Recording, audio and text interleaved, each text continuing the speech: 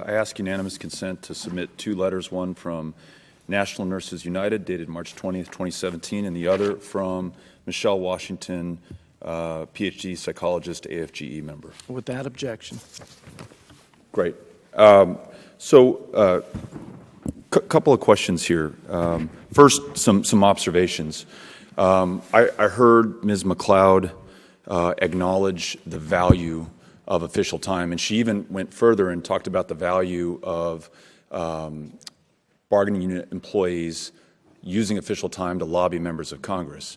And you cited helping to inform members of Congress about expanding scope of practice and helping to inform members of Congress about the value of flexibilities in hiring at a time that we're 43,000 clinical positions short, and we desperately need those providers, psychologists and psychiatrists primarily in communities like El Paso, Texas. So I appreciate you from the VA underscoring the importance. Answer this question for me. When we hear from our AFGE president in St. Cloud that the expectation was that from management that she always be available to expedite the process to better serve veterans and ensure that management is effectively coordinating with the employees who serve those veterans. What's your argument against 100%? That's management asking for 100%, not AFGE. And so what's your argument as somebody who oversees management? The department believes that, at certain levels, official time is valuable, and so. But I'm asking about 100%, so answer that question for me, please. I mean, I think to the extent that the department or her management is requesting her assistance to perform official time or union representational activities, that local manager knows best, and they're. So that local manager knows best and is requesting 100% time, and yet you're supporting a cap at 50%. So those two don't seem to match up. So if you see the value and love to give and would like to give discretion to that local manager who understands the value in 100% official time in that VA, why would you support legislation that would remove the ability of that manager to do what's best for the care for those veterans based on coordinating with the employees who deliver it? I can only say the department supports the legislation and the limitations that are placed. And then I've got a question on the other side of this from Ms. Blommel, and I want to thank you for traveling here to Washington, D.C. and being before us.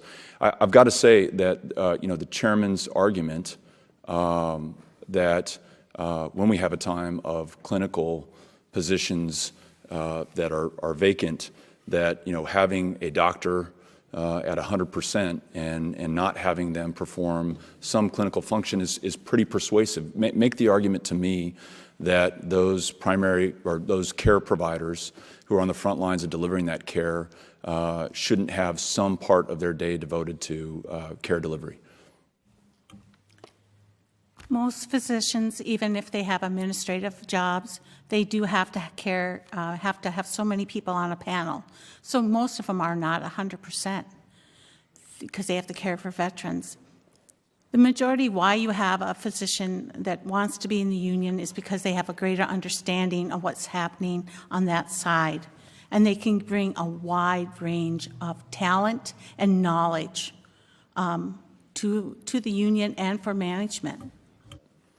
Okay, yeah, and I think you can tell where I'm getting to. I see the value in official time. I see the value in 100% official time, at least as management has conveyed it to us, where they want to more effectively coordinate with the staff that's delivering that care. I also see an argument where we have shortages in clinical positions that you might want to have some controls on that. So I'm trying to find the ideal place for us to be. Going back to Ms. McLeod, 2018 July to get this stuff done is, we're at the end of this session of Congress by then, functionally.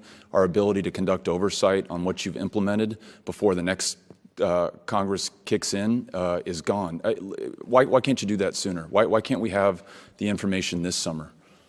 The department, we're about 60% in terms of fully implementing VATAS, and we're moving as quickly as we can, trying to make sure that as we implement, the system is working appropriately and people are trained.